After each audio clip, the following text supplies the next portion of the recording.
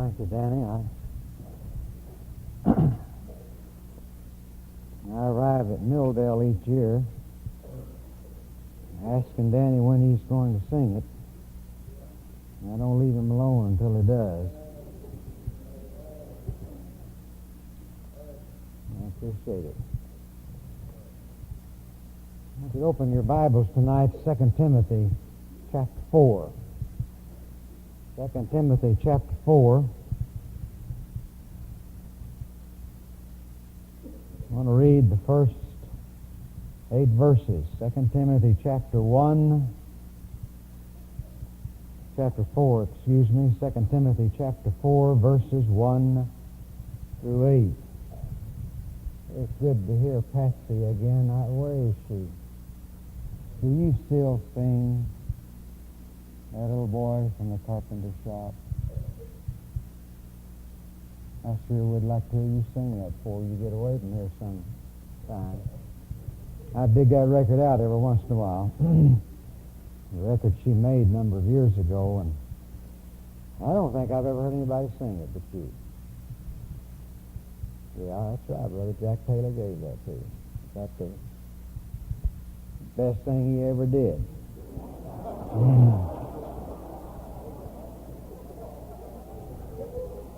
Matter of fact, I think it was the last good thing he ever did do. Now, you know, folks, I don't mean that. But I know we have... I never interfere with the music except insist that Danny sing. But I would like to hear Patsy sing Little Boy from the Carpenter Shop once upon a time. 2 Timothy chapter 4, verses 1 through 8. Paul's last letter, last words written to this young son in the faith. He says, I charge thee therefore before God and the Lord Jesus Christ, who shall judge the quick and the dead at his appearing and his kingdom. Preach the word. Be in season, instant in season, and out of season. Reprove, rebuke, exhort with all long-suffering and doctrine. And the time will come when they will not endure sound doctrine, but after their own lust shall they heap to themselves teachers having itching ears. And they shall turn away their ears from the truth and shall be turned unto fables. But as for you, watch thou in all things, endure afflictions, do the work of an evangelist, make full proof of thy ministry. For I am now ready to be offered, and the time of my departure is at hand. I have fought a good fight. I have finished my course. I have kept the faith.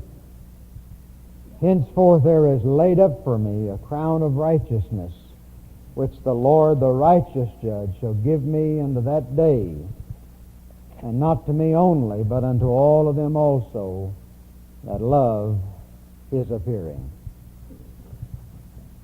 Last fall I received a phone call from folks who publish my books, and they wanted me to attend a special function there in Dallas. It was the 20th anniversary of Josh McDowell's ministry, and so they were having a sort of recognition, congratulations, and what have you for Josh McDowell. It was going to be quite a fancy affair. Tom Landry was there. You remember him. Roger Staubach was there. Sandy Patty was going to be doing the music. I mean, you name it, the elite of the elect were going to be there. They wanted me to come sit at their table, $30 a head, but they wanted my wife and I to come be their guests, sit at their table. Well, I looked on my calendar, and I had a meeting that night, and I couldn't go, so I declined the invitation. Would have liked to have been there, but I wasn't going to cancel a meeting to go and celebrate Josh McDowell's 20 years in ministry. Of course, if they'd been celebrating my years in the ministry, I would have made arrangements to be there. I'd have canceled several things.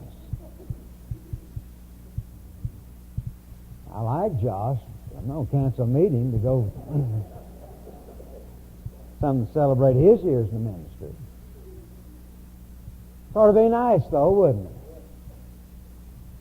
Always have thought it'd be nice. Somebody invite all those elite folks in, have a big celebration at the Anatole Hotel in Dallas where the president stayed, honoring you and recognizing you for your 20 years in the ministry.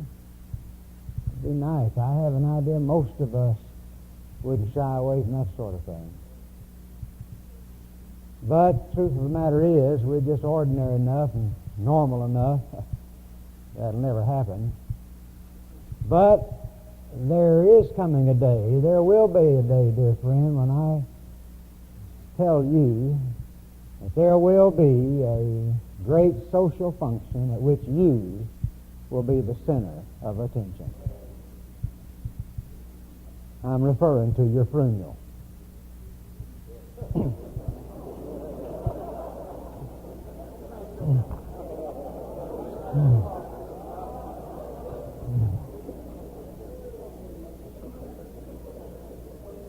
You may live this life and people never say one good thing about you, never appreciate what you've done or the life that you've lived, but one of these days you're going to be the center of attention.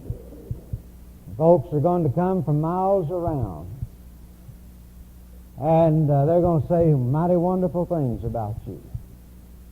They're going to have a celebration in your honor, your funeral. Some time ago, my wife and I were sitting in the den out of a clear blue sky without any kind of preparation whatsoever. She says to me bluntly, "What do you want written on your tombstone?"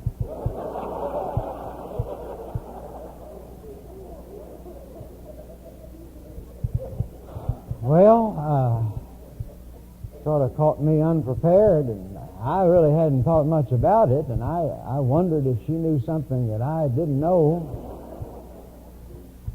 I do know that I started eating out a great deal after that. She said, "No, I'm serious. I've given it some thought. Something happened to you, be a tragedy. To have to make up something, put something on there that you wouldn't want," said, "You ought to think about it. What would you like written on your tombstone?" I said, "I'll give it some thought." And I did. And I started thinking about it, not preoccupied with it, but it was just in the back of my mind. And I've been spending a lot of time the last few months in 2 Timothy, and I think I've discovered what I'd like written on my tombstone. I've told my wife, and I'm telling you, I can't think of a better epitaph. I cannot think of a better eulogy. I can't think of a better statement that sums up a person's life. What I would love to have written honestly upon my tombstone are the words that Paul spoke in verse 7 when he said, "I have fought a good fight. I have finished my course. I've kept the faith." I can't think of a thing better to be able to say about anybody than to say that about not just a preacher, but any Christian. To have it as a testimony, an honest testimony. I have fought a good fight. I have finished my course. I've kept the faith. And I emphasize the word honesty. I would not want to degrade it by having it put there if it weren't true. A friend of mine, minister for the years, a number of years, died not long ago, and a mutual friend of ours conducted the funeral. And shortly before the funeral service, his wife came to him and she said, "Now I know that in the course of the service this morning you're going to be saying some things about my husband, And I know that you'll talk about what a good father he was. And she said, I'd like to ask you not to do that, please. Talk about what a good husband he was, and you can talk about what a great preacher he was, but please do not talk about what a good daddy he was. His children are here, and they know better. I thought that's so sad. What an epitaph to put upon a man's life.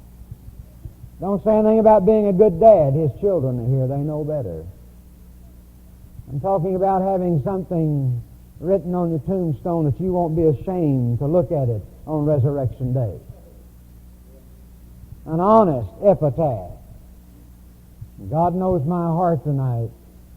What I'd rather have to be able to be said about me above everything and beyond everything else is this, that he fought the good fight, he finished the course, and he kept the faith. What I want to do with you tonight is just to deal with these verses 6, 7, and 8, because they're rich verses, and they have to do with what it really means to be a Christian. Several people have mentioned about how I've been a little bit mean and rough this week, so I'm going to let you off easy tonight, and we're just going to talk about this. But really, Paul here is a prime example of what it means to be and not to have, in case you want to try to keep a thread running through this. But there are 3 verses here, and I think they all relate. Paul has a backward look, he has a forward look, and he looks at the present. He says, I am now ready to be offered to me, writing to young Timothy, his son in the faith, this young man to whom he's going to hand over the reins of the gospel. You remember Paul left Timothy at Ephesus, and he was to oversee that great church there, and there were certain factors about Timothy that made it difficult for him to do that. For one reason, Timothy was a young man. He might have been in his mid-30s, but as far as the Roman world was concerned, he was a young man. The Romans considered there to be only 2 ages in a man's life. One when he was mature, and that was about the age of 40, and then the other when he was elderly, and that was about the age of 60 or 70. And you might be 38 or 39, but they did not consider you to be a grown man, mature, until you were 40.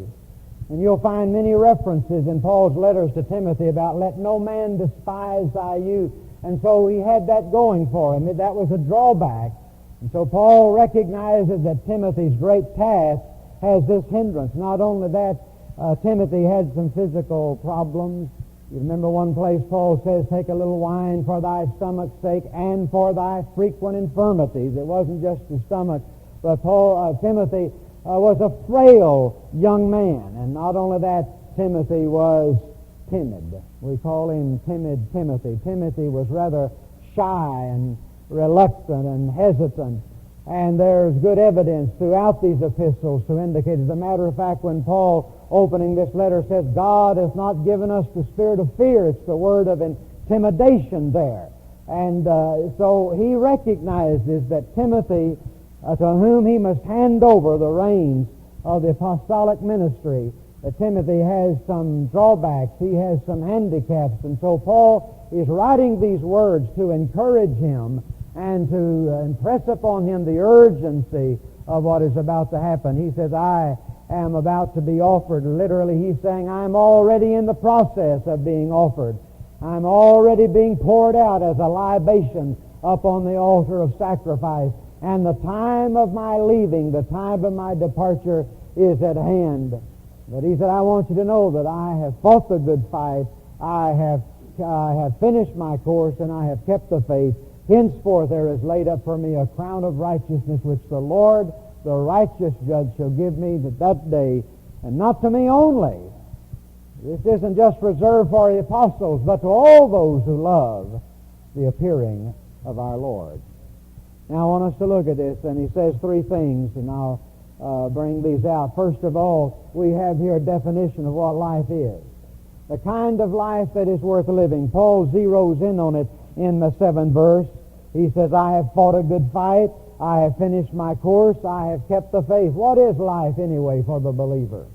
What is it that makes life worth living? For the believer, can he say that his life has been worth the living? He can if he can say these 3 things. Here's a good definition of life. Paul says, first of all, life is a conflict. Life is a struggle. Paul says, I have fought The King James says, I have fought a good fight. There have been some who say, well, oh yes, that's Paul. Paul always was sort of antagonistic. Paul always was a little bit irritating and aggravating to people, and he was always spoiling for a fight. There's not much good to say about that. The fact that he was always getting in a fight, the fact that he was always challenging someone, the fact that he wouldn't let sleeping dogs lie, the fact that he was always rebuking someone, that's not necessarily a good thing to say. The operative word there is the word thee. It doesn't appear in your King James, but it's in the Greek text and in most other translations.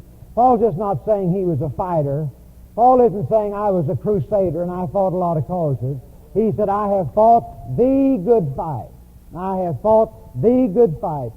The most important thing, perhaps, that preachers have to make certain of is that while there are a lot of good fights around to be fighting today, folks, there's only one good fight. A lot of conflicts that we can get engaged in. And you understand, I do not minimize a lot of these fights that are going on, the fights for civil rights and the fight for political rights and the fight for racial rights and the fight for all of these rights and such as for they're good fights. They're good fights. But I want to tell you something. For the minister, there's only one good fight, and that is the good fight. Paul says, I have fought the good fight. And what I need to realize, and what you need to realize tonight is that for us, there is only one fight that is good. Only one fight that is good. Well, you say, what is that fight?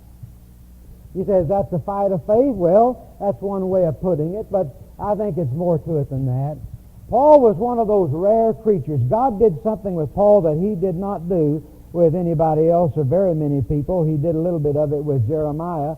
But Paul was one of those people to whom, when God saved him, God revealed to Paul what his life was going to be like. You remember he raised Ananias and he said, I want you to go to the Apostle Paul and I want you to tell him that I have set him to be a light to the Gentiles, and I want you to show him what great things he must suffer for my sake. In other words, at the very outset of Paul's ministry, God said, Paul, I want you to know you have a task, and that is to be a lighthouse, a light, a messenger to the Gentiles. Now, that's going to be filled with misunderstanding. Your Jewish brethren are not going to understand it. And he says it's going to entail for you a lot of suffering. And there are going to be many a time when you're going to be tempted to give up and to take the easy way out and to slip around and somehow get away from that commission and get away from that calling. But he said, I want you to know I have set before you a fight. I have set before you a conflict. I have a desire for you to be a light to the Gentiles. It's going to involve suffering, and that is the good fight. And for every one of us, the good fight is that I must engage whatever conflict and struggle and suffering is involved in make certain that I fulfill the ministry that God has given me and do the very thing that God has called me to do. And I want to say something. Life is conflict. Life is a struggle. I love bumper stickers. They are the new philosophers of our day. They're replacing Voltaire and Spinoza and all of those fellas like that. You're familiar with those guys. But I love bumper stickers. My secretary knows that I love them, and she gave me a Christmas gift this past Christmas. And on the box she had stuck a bumper sticker. It said, life is tough, and then you die. Life is tough, and then you die. Well, I want to tell you something. Life is tough. Life is tough. Life is a conflict. Life is a struggle. And what Paul is saying is this, I have fought. I have fought. And the idea in those tenses is I have fought and finished the good fight of faith. I didn't give an inch. I didn't yield. I didn't give up. I didn't quit when the going got rough. I didn't quit when the odds were against me. I have fought the good fight of faith. Now, the two things I want to say about this. First of all, I want to underscore, folks, that if you're going to live for Jesus, if you're going to do what God has called you to do, there's going to be involved some conflict and some suffering in it. Now, I've been bothered a little bit about my preaching the last year or so. I'm being very serious. But I can only preach what God's showing me and what God is dealing with me about. And I asked my wife, I said, am I getting to be too negative? And am I getting to be too depressing? Because it seems like everywhere I go in the Bible, I end up right at the same place, that there's a cost to be paid for living for Jesus, and it's not going to be easy, and there's going to be struggle and conflict and suffering. But I can't deny, friend, that it's there in the book. And I find myself in cross purposes with a great deal of my brethren who believe that all you have to do is to plead the blood and bind the devil, and somehow or another you'll rise above that conflict. But I want to say to you tonight that if you are determined to avoid conflict, if you are determined to avoid suffering, and Helmut Thielicke, that great German theologian, after he visited our country, somebody said, what is your impression of American Christians? And he said, I'll tell you what my impression of American Christians is. They have an inadequate view of suffering. They don't know what it means to suffer. They have no idea what it means to suffer. And if you have made up your mind that you're going to carve out for you by manipulation and politics and accommodation a kind of ministry in which everything is easy and there's no conflict and there's no struggle, then you may as well settle down to the fact that you're never going to grow and mature as a believer. You're never going to grow and mature as a believer. And I'll tell you why. Not only because you can't grow and mature as a believer without it, but if God allowed you to do it. Now listen to me, folks. If God allowed you to go ahead and grow and mature without it, He would put you in situations in which you had to minister where you would not be competent nor qualified because you wouldn't have any idea what you're talking about in ministering to the needs of people. There is no other way. There is no other way. Life is a conflict. And if that sounds depressing and if that sounds negative, then I'm sorry, but that's what the Bible says. And Paul's life and the life of our Lord Jesus Christ demonstrated. Second thing I want to say about it is this fight doesn't take place in a pulpit. This fight doesn't take place in a pulpit. As far as I can tell, reading the letters of Paul, and if I have any idea of the preaching of Paul, Paul preached the gospel. He didn't use the pulpit to throw his little fiery darts at people and throw little shafts into people. You're not talking about pulpit fight. Listen, I want to tell you something. The great struggles of your soul, the great conflicts of your soul, the good fight of faith takes place alone and in the dark. And we'll drive 100 miles to listen to somebody today, but I've got news for you. Those people to whom we go and visit and to sit at their feet and to listen, the reason we go to them, the things for which we go, those are the things that they learned alone and in the dark night of the soul. The conflict is not in the pulpit. The conflict is when you're alone and in the dark and when God sings 1,000 miles away and you're screaming out, why do I go on and where is God and why doesn't He do anything about it? I can't keep on going this way. But you do what Brother Jimmy said to me as I sit down up there. He said, well, I've made one decision this week. I said, what's that? He said, I'm not going to quit. I'm not going to quit. I'm not going to quit. I wish the only fights I did have to fight were those in the pulpit. Man, I love taking off on the liberals. Boy, that's easy. My soul, it's easy to stand up here and lambaste the health and wealth movement and the positive confession boys and the charismatics and the liberals. That's nothing. That's easy. I'll tell you where the real struggle fight is when you go back to your room at night and God begins to deal in your heart and the fears come and the depression come and the doubts come, and then you begin to struggle with your own unworthiness and all the illusions drop from you, and God cuts you right down to the bare bone, and you say, I don't know if I can go on anymore and do what God's called me. That's where the real fight starts. That's where the real fight is. Paul comes to the end of his life and he says, under the inspiration of the Holy Spirit, so I take it that it's true. He said, I fought the good fight. The good fight. Life's a fight, but life's also a race. He says, I've run the race. I've finished my course. I like that better, really. I've finished my course. Now, it tells me that at the outset, God had a course for me to run. Not the same course He had for you to run, but God had a course for me to run, and that I was to run it. There was a starting place and there's a destination, and you don't stop along the way. And Paul is able to come and say at the end, I have finished my course. I have finished my course. I'm not a dropout along the way. I look back upon the ministry and I see the road of ministry littered with a lot of folks I started out with. And I don't stand in pride over them. For the grace of God, I could be laying in the same heap right there. But you know what I've discovered about the Lord? The Lord seems to highly prize endurance. I was doing some studying over in 2 Corinthians, I believe it is chapter 9, where Paul talks about those who strive for a crown. And he says all of those who strive and all of those who compete lawfully will receive a crown. You know what struck me there? He doesn't say one word about a winner. He doesn't say one word about a winner. Before the last Boston Marathon, they were interviewing some woman on television, and they said, do you think you'll win? She said, win? She said, finishing will be enough. Finishing is the triumph. Finishing is enough. And I know that in our day, the winners are exalted. I mean, you've got to be a winner, son. You've got to be a winner. And sometimes I look at these fellows outdistancing me, and I get off of my back to see if I've stopped or something. Everybody else seems to be going fast.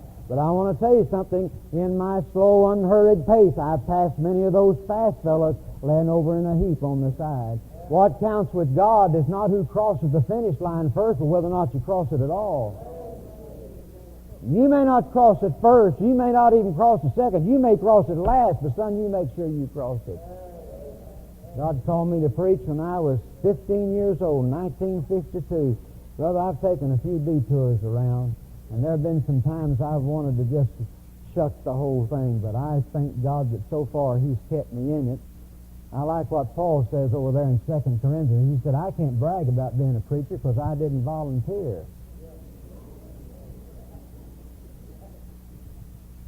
He said, I can't glory in the fact that I'm a preacher. Why? Because I was drafted. Now, if it'd been my idea and I'd volunteered, I'd sort of brag about it. Hey, I'm preaching to God. But he said, I don't have anything to brag about. It wasn't my idea. God grabbed hold of me, and when God grabs hold of it, nothing you can do. I'm trying to get some sermons out of Jeremiah. Jeremiah's confessions, and I haven't been able to come up with what I think is adequate yet. But you know, Jeremiah thought he had a raw deal. You read some of Jeremiah's confessions over there in chapter 15 and chapter 20. And he's going through some hard times. One place he says, thy word was sweeter than honey in my mouth. He said, Lord, you deceived me. You deceived me. When you talked me into this prophetic ministry, thy word was like honey in my mouth. And I said, boy, this is fun. This is great. But he said, you didn't tell me that I was going to sit alone, separate from my fellow man. That I was going to be isolated in my belief, and that being a preacher of the gospel made me a peculiar person. And when everybody in the room found out as a preacher, they kind of hushed up and changed their conversation. Suddenly you felt all alone and isolated. You didn't tell me that people were going to mock me and make fun of me. You didn't tell me all of that. And in another place he says, you were like a deceitful brook to me. And he uses a very strong words. He said, you seduced me into doing this. Well, Jeremiah says, and I said to myself, I will be quiet and I will speak no more of this thing. But he said, thy word was like a fire in my bones, and I could not hold for it. I want to tell you something, friend. God's got you locked in. You say, well, I'm not sure whether God called me to preach tonight. You say, I'm not sure whether God called me to preach tonight. A simple solution, quit. I'm serious, quit. Brother, if you quit, you've not been called. No big deal. But if you can't quit, and like Jeremiah, you say, I tried to suppress it, and I tried to keep quiet, and the more I tried to keep quiet, the more that fire raged in my bones, and I had to speak out. And I love that place where God comes to Jeremiah and says, now, Jeremiah, if you'll stop talking foolishly. He said, I'll bless you. I finished my course. I finished the course. Thank God across the finish line. Not first, not second, maybe last. Doesn't matter. Across the finish line. Then he says, and the last thing here, he says, I've kept the faith. Kept the faith. The word kept, very interesting word. It's a beautiful word. Means something to watch over, something to protect. It's a deposit that God has given to us. You know, I'm always amazed at the responsibility that God places in our hands. In 1 Peter 4, he says we become stewards of the manifold grace of God. And here he says that he has deposited with us the stewardship of faith. Now, I can't think of anything more valuable, more important than those two commodities, the grace of God, the many-colored, the many-varied grace of God, and faith. And God has entrusted those two things to our hands. Oh, what a responsibility. I didn't particularly intend for the message to go in this direction tonight, but I have somewhat to say to some young ministers. I deal with a lot of young ministers. One of the things that's missing, and lots of things missing, and old ones and young ones alike, please don't misunderstand, but one of the things missing is, friend, we're not taking this business serious enough. We've lost the awesome responsibility. Man, I've got a responsibility. I've got a responsibility. When I had the gospel preached unto me, and I hope he won't mind my dragging his name to it, but I was brought up under Dr. J. Harold Smith. He ordained me. He brought in all those good fellows. He brought in John R. Rice before he got sour. He brought in all those great preachers back in those.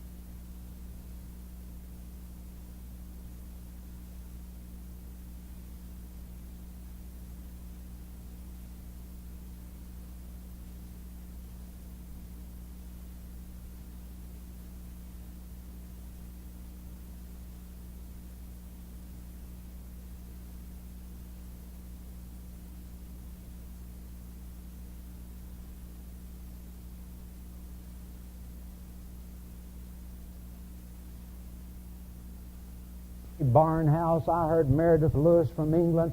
I heard William Ward Eyre. I heard all those great ones, and I want to tell you something. When they ordained me and sent me out, they passed on to me a pure, undiluted, precious faith. What I want to be able to say when I draw my last breath is, I have kept the faith. I have kept the faith. I haven't tarnished it by ungodly living. I haven't tarnished it by unfaithful living. I haven't tarnished it by compromised preaching. I've kept the faith. I've protected it. And this is what Paul is saying to Timothy. He's saying, Timothy, I received the faith. I've kept it. I've kept it intact. I've kept it intact. I've kept it pure. Now I'm passing it on to you. You see that you do the same. Kept the faith. I wrote in the margin of my Bible, he didn't say I've kept several faiths. I've kept the one faith. All these preachers, they're keeping several. One of my dear brethren said to me some time ago, we'd gone our separate ways theologically. He said, man, what's happened to you? He said, why don't you get with it? What's happened to you? I said, I want to tell you something, son. I'm preaching the same thing I have always preached. I said, you're the one that's changed. I'm preaching the same thing I've always preached. I've kept the faith. Kept the faith. Not several faiths. Kept the faith. Going to hand it on untarnished. We were having lunch today and talking about all these various preachers that have fallen for various reasons. And we think sometimes the devil's only got one way to do it, but he has an arsenal full of ways to shoot a man out of the ministry.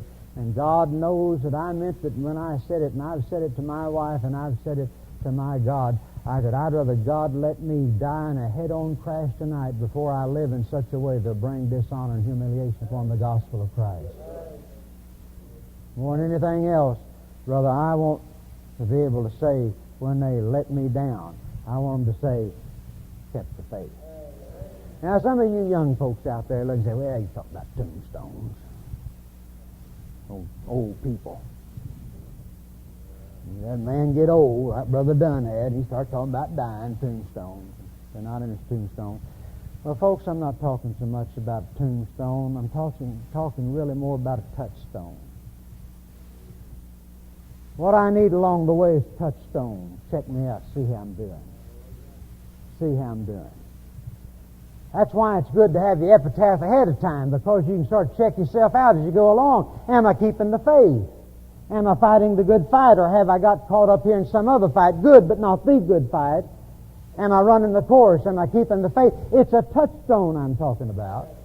And this is the life that is worth living. The second thing is he gives us not only a definition of life, he gives us a definition of death. Here's a death that's worth dying. Notice in verse 6, and the first word, of course, is that word for, which indicates a reason. He says, now, Timothy, I want you to be vigilant, be sober, fulfill your ministry. I want you to do the work of evangelist. Why? Because my time is up. For I am ready to be offered, and the time of my departure is at hand. Now, he says something about death here. And it's beautiful what he says about death. We're going to take them sort of one, and then the second one, and come back to the one again. First of all, he says death is an act of worship. For I am now ready to be offered. Literally, he's saying, I'm already being offered. I'm already being poured out upon the sacrifice. And Paul looked upon death as an act of worship. All of his life, Paul had been worshiping God. All of his life, Paul had been worshiping God. Now, the climax of his worship was when he laid down his life to die for Jesus Christ. And for the person who lives the truth of verse 7, then his death can be the truth of verse 6. Paul says, because I've kept the faith and finished my course and fought a good fight, my life now is a worthy sacrifice, sweet smelling of savor to offer up to God. And all I'm doing when I die is I'm just worshiping God. I've worshiped God in the congregation of people all the days of my life. And now I come to the crowning moment of my worship, and the best offering I can give to God is the offering of a life that has finished its course and kept the faith and fought the fight. Ready to be offered. That's what death is, just an act of worship. The second thing he says, the time of my departure is at hand. Makes him sound like he's waiting for a train. Interesting word, that word, departure. It literally, really just means unmooring. It was used of a ship that weighed anchor, continued on its journey. It was used of soldiers and travelers who struck camp and continued on their journey. You know what Paul is saying? Paul is saying death's not only an act of worship, it's a journey. Just moving on to a new place. Time of my departure. And I looked at my schedule, and my plane leaves in just about an hour and a half. Time of my departure is at hand. Now, the reason I think this is so important is because I'm convinced that I asked Paul this the other night. I sort of like to throw him little curves when he doesn't have time to answer. And I came in on Monday night and sat down next to him, and during the song service I leaned over to him and I said, do you think that death was the curse of sin?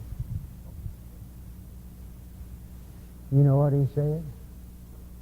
He said yes. Well, that's what the Bible says. I said, well, let me ask you another question. I said, do you believe if man hadn't sinned, he'd live forever? He said, yes. Now, we didn't have any time to talk. I just kind of want to get him stirred up. Well, let's talk about this for a minute. If man hadn't sinned, would he have lived forever? Is man eternal? Is man's physical body eternal? God breathed into him the living soul. Now, I know that's going to live forever, but the flesh They're going to live forever. If man had never sinned, would man have never died? Would trees have never died? Would grass have never died? Would leaves have never died and changed colors? Would there have been no autumn? Would dogs have never died? Would cats have never died? Something to think about, isn't it? The Lord did say replenish the earth. And I'm not going to answer the question because I don't know. And I don't think it's important to know. I'll just go on with the answer I've always said, yes. Man dies physically because of sin. But there's a great deal of evidence that when the Bible talks about death as a result of sin, it's talking more than about physical death. Because the interesting thing is, friend, that when God pronounced death as a result of sin, let me ask you, who did He pronounce that to? Man's the only one He said was going to die. Now, they're all going to die. Snake's going to die. Dog going to die. Cow going to die. Tree going to die. Fish going to die. God didn't say to the fish, you're going to die. God didn't say to the dog, you're going to die. God didn't say to the horse, you're going to die. The only one He told was going to die was man. You know what the curse of sin is? Folks, it's not so much physical death, it's the knowing it. Of all God's creatures, man is the only one that lives all the days of his life conscious that he's going to die. He's conscious. And you check it out in Hebrews 2:14, where Jesus says that He's put out of business the devil who had kept them captives all their lifetime through what? Through the fear of death. It is the dread, the terror of death that makes man a captive. You never saw a dog buy insurance. Dogs and animals live by their instinct. When it comes time to die, they'll go out in the woods and just die, and that's it. But they don't live all their lives knowing they're going to die. But every day I get up, I know this could well be my last. I remember when I was 15, my mom came home from Oklahoma City, and she had a weird-looking thing stuck on that Irish face of hers, and it was a little radium capsule. She had cancer. And she was terribly upset, and I was too. But you know what I said? I said, not to worry. I'm 15. By the time I get old enough to have it, they'll have conquered it. And last week I buried one of my college mates with cancer. And another man just 2 years older than I am, fit as a fiddle. He ran every day, played basketball, healthy as he could be. He dropped dead of a heart attack, never had a day's trouble in his life with his heart. Oh, I tell you something, that gets spooky.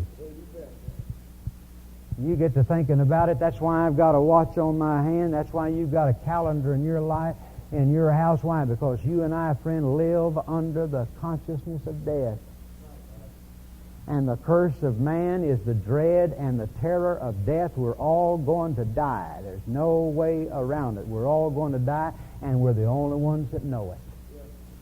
And we live with that. That's the burden that we live with. Now, when the Bible says that Jesus comes and saves us from death and the fear of death, what He does is He turns it into what Paul is saying, just an act of worship and just a journey to a far better land. Just taking my departure. Timothy, don't get upset. Time of my departure is at hand. And so one morning there comes a bang on his cell door, and that big old Roman gladiator stands there, and there's Paul just as calm as if he's having his morning tea. And they grab him and carry him out. It was a 3-mile walk to the place where they tied him to the execution block, and Paul just walked along like this. So you see him as they strap him there to the execution block. If I'd been there, I'd say, Paul, why don't you put up some kind of fight? Why don't you struggle at least? Don't let them go. Take a few of them with you, Paul. He said, oh, no. He said, the time of my departure's hand. And he said, I just want to worship the Lord one more time. And, brother, I tell you, when they separated that fellow's head from his body, at that next moment he was looking into the eyes of the Lord Jesus Christ. You know, I got thinking the other day, you know the reason why the Lord's never given us resurrection power? Because we'd use it. The most ridiculous thing I've ever heard in my life was when Tammy Bay Faker tried to raise her dead dog. You remember that? On PTL Club. Tammy Baker. Poor little dog died. She tried to raise him from the dead. I used to think, man, that's ridiculous. I think now it makes sense. Makes a lot more sense to raise that dead dog than it does to raise a Christian. You better not go out here raising these Christians. They'll kill you.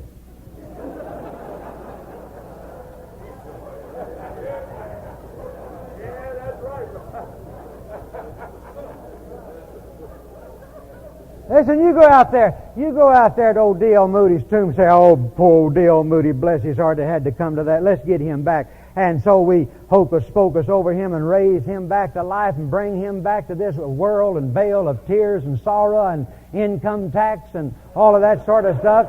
And you know what D.L. Moody would say? He said, listen, man, I was around the throne with the 24 elders. I was right in the middle of the second verse of Worthy is the Lamb. What am I doing here? What do you mean by calling me back?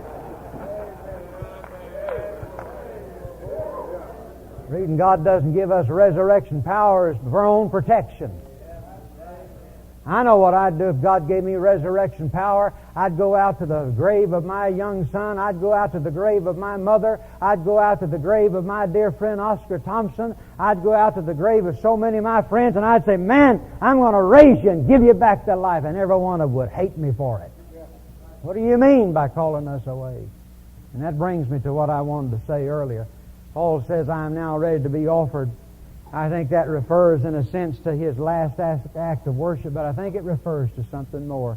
The tenses of those verbs are very interesting. It says, I am already being offered. It has the idea of anticipation, And then he says, and the time of my departure is at hand. You know what I think Paul was saying? I think Paul was saying, I'm getting ready to leave for a worship service. And I'm already sort of getting in the mood of worshiping. I'm going to cut my head off, and that's going to sort of get me ready to worship. And my train's going to leave any moment. It's going to take me to the throne where the 24 elders are gathered. And he said, man, I've just thought I was worshiping. I'm going to really get into worship now. See, I think you can work those two things around there. He said, I'm ready to be offered. I'm already in the process of being as an act of worship. He said, I'm ending one phase of worship and I'm entering into real worship. And so I'm just waiting until my taxi cloud arrives to take me to that great worship center in the sky. Now, I want to tell you something, folks. There's no dread or fear of death there. It makes death worth dying. But you've got to be able to say, I fought the good fight. I finished my course, kept the faith. Now, the last thing I want to mention, Paul looks to the future, and he gives us an eternity that's worth facing, a death worth dying, a life worth living, and an eternity worth facing. He says, henceforth there is laid up for me. Does that sound familiar? I heard about a fellow that laid up goods for many years. Paul said, I sent everything ahead. There is laid up for me a crown of righteousness, which the Lord, the righteous judge, shall give me at that day. Well, what do you have to do to get that, Paul? Why are you telling us? I'm no apostle. I haven't been shipwrecked. I haven't spent a night and a day in the deep. I haven't been scourged with a cat of nine tails. I wasn't stoned at Lystra. Why are you saying this to me? I'll never have a crown of righteousness. Folks, I want you to know there is a glorious fellowship around the throne. And he says he's not only reserved it for me and give to me in that day, and not to me only, but unto all them also that love his appearing. That love his appearing. I thank God you don't have to be a president of the convention. You don't have to be an apostle. You don't have to be one of the hierarchy of heaven. You don't have to be one of the elite of the elect to have that crown of righteousness. I'll be sitting just there next to the Apostle Paul, and I'll look over there, and he's got a crown of righteousness on his head. And I look up, I got the same crown. I got the same crown Paul had. Why? Because I love Jesus. I love his appearing. When it says he loves his appearing, doesn't mean you love premillennialism.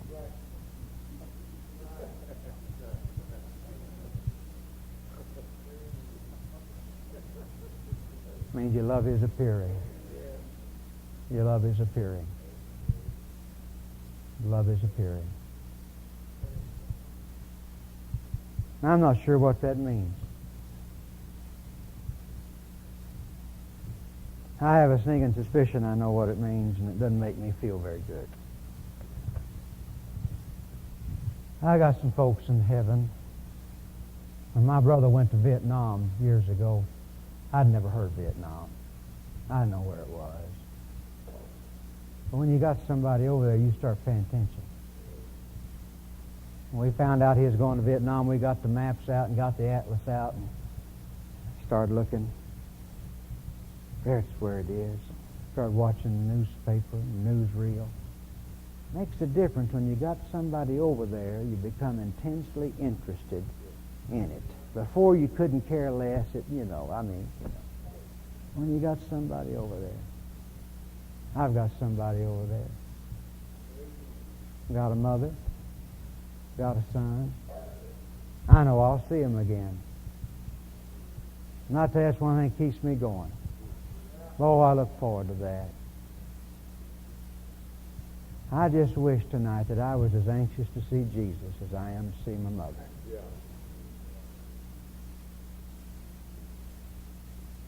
I just wish that I was as anxious to see Jesus as I was to see my boy. And I hope that before the time comes when my wife has that tombstone carved out for me, that I love His appearing as much as I love anybody else.